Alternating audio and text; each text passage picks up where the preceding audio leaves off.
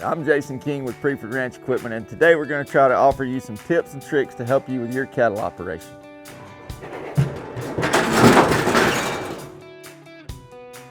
Alright, so let's talk about the infinite lock box here on this HG91 and what it actually does. The lock box is designed for wherever it stops at to catch, to keep from opening wider, but also being able to, as you pick up on the handle, to open and shut the chute with your movement. It takes all the work out of it, all the strain out of it, so even like a kid or your wife would be able to work the chute, no problem. Some of the competitors that you see, you'll look up on top and you'll notice a ratcheting system that comes over, and every time that it passes a certain point, the pin drops in, and that's how they hold their cattle.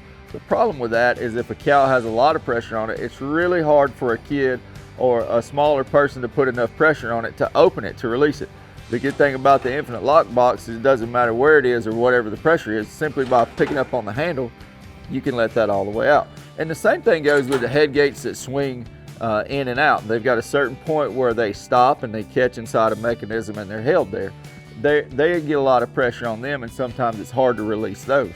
Also on those, if you'll notice, they have pin sets on the top and the bottom, so you can adjust the width of that head gate. Not what happens here. This width is adjusted simply by moving your hand and wherever it stops in the catch on the animal. So if you need to open it wide open to catch your bull, or let it all the way down to catch your small calf, it's one size fits all. The good thing about the lock boxes there, they are guaranteed for life. Get in touch with Priefert and tell them that yours has failed, they'll send you a new one. One thing that is important about the lock box is all it takes is WD-40. It doesn't take a heavy lube or anything with silicone in it. Just simply spray the WD-40 up inside the slide rod, a little bit inside your lock box there, and you're ready to go. So if you notice here on the HG91, there is two lock boxes. There is one on each side. They are reversible.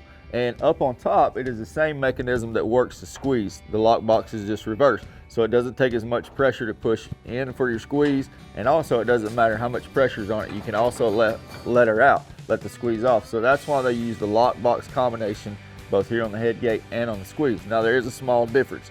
If you do have a problem and you replace the lock boxes that are on your squeeze chute, the tabs that are on the head gate are shorter than the tabs that are on the lock box for the squeeze. So make sure if you're replacing those, you match them up the same. You'll have two short ones for the head gate and one with long tabs for the squeeze.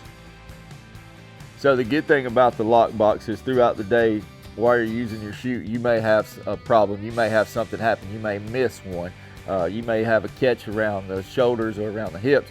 And with some of the other chutes that are out there on market that have a swing gate, that cow would be locked in there. You may possibly be getting a torch. But with the lock box doing all the work for you, all you have to do is pick up on the handle.